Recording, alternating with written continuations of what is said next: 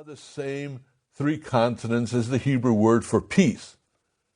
So people consider the etymology of the name to be the city of peace. But there's no support for this in antiquity, in ancient documents.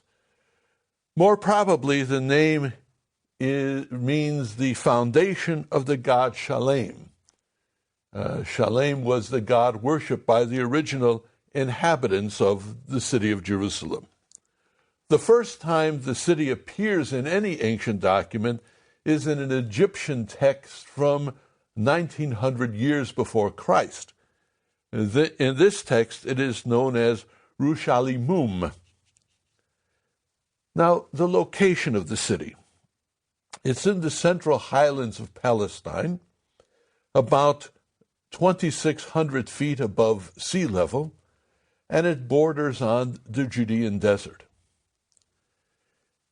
In antiquity, cities would be chosen because of their location near a water source, because the city topography made it easily defensible, and because it was near a trade route, commercial route, enabling commercial ties to be made with other cities. Now, Jerusalem has a very good water source, the Gihon Spring, and this spring the water from this spring would be supplemented by water from cisterns, rainwater gathered in cisterns.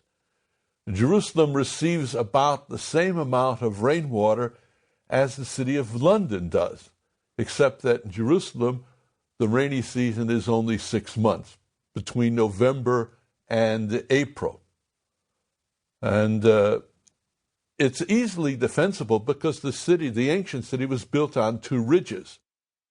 And this made the city easily defendable on three sides, except for the north. The northern part of the city had to be defended with strong walls because north of the city was actually higher than the city itself, made it easily attacked from that direction.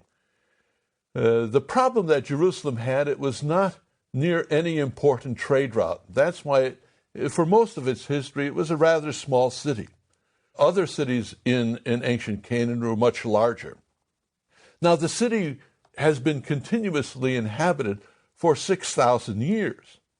The earliest structures come from the early Bronze Age, about 3,000 years before Christ. At the late Bronze Age, there was a transition in population. The Israelite tribes were coming to control the central highlands, but the Bible suggests that Jerusalem was not taken at this time. It says that Jerusalem was taken by David some 200 years later. And the temple was built in Jerusalem by David's son and successor Solomon. In the central highlands of Canaan, the Israelite tribes established two national states, one in the north of Jerusalem, extending as far as Galilee, and this was known as the Kingdom of Israel.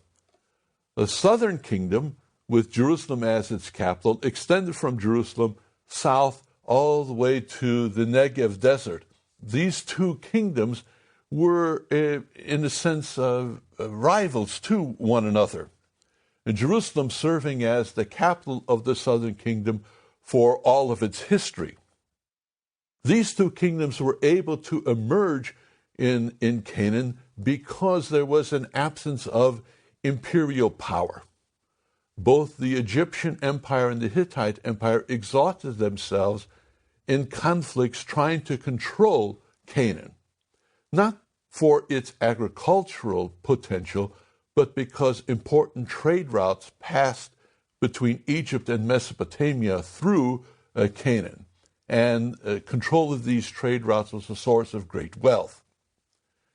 But when the Hittite and the Egyptian empires ended their attempts to control this area, you had a number of small national states emerging. On the east side of the Jordan, you had Moab, Ammon, and Edom. On the west side of the Jordan River, you had the Kingdom of Israel and the Kingdom of Judah. And these kingdoms were able to